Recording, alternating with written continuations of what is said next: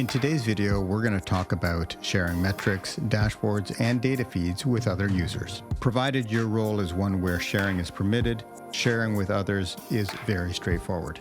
Throughout the application, you'll see a share icon.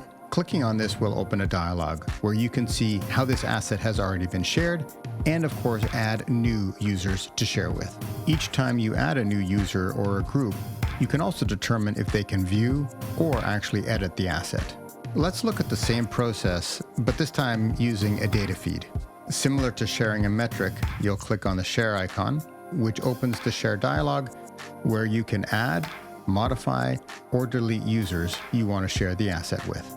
And perhaps one last example to point out is sharing dashboards. Because with dashboards, you're not only sharing the dashboard, but you're also sharing the metrics that are contained on that dashboard. Here, we'll add the support team, as well as a user who has not signed into PowerMetrics yet. And you'll see that there are now two columns for setting the share rights, and both of them operate independently. One where you can set the access rights for the dashboard, and one for the metrics themselves. And just in case you were wondering, you can also share dashboards publicly using a link, but we'll save that for a different video.